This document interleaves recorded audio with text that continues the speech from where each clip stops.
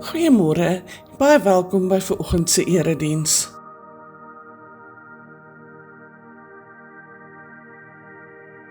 Vandag se spesiale deurkollekte is vir ons studiefonds.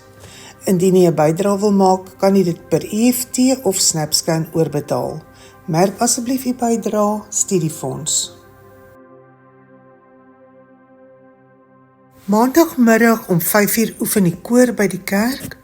Woensdagoggend om 10:00 is dit voorbidding en 5:30 die middag is dit die Leef Logos Bybelskool by die kerk.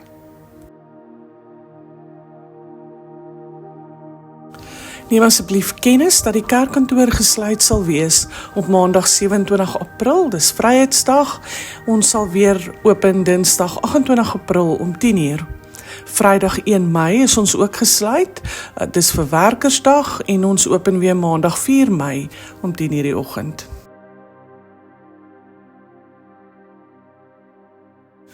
Ons benodig dringend 'n persoon wat die logistieke gedeelte van ons bazaar in Oktober sal hanteer. Hierdie is 'n baie belangrike aspek van die beplanning van ons bazaar en ons het u kundigheid nodig. Indien u enigstens geroepe voel vir hierdie taak, kontak gerus vir Tersha by die kerkkantoor vir meer inligting.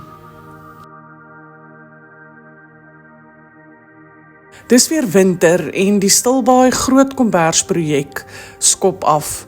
Help ons om ander te help hierdie winter deur 'n kombers te skenk vir behoeftiges in ons gemeenskap. Komberse kan ingehandig word by Stilbaai Pepstores of Padisa. Vir meer inligting, kontak 028 754 2603.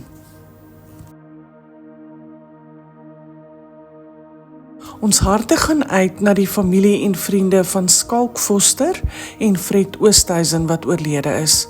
Ons bid die Here se krag en vertroosting oor hulle families in hierdie baie moeilike en hartseer tyd.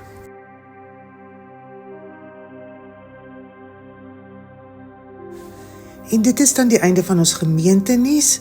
Mag u 'n wonderlike en 'n geseënde week hê.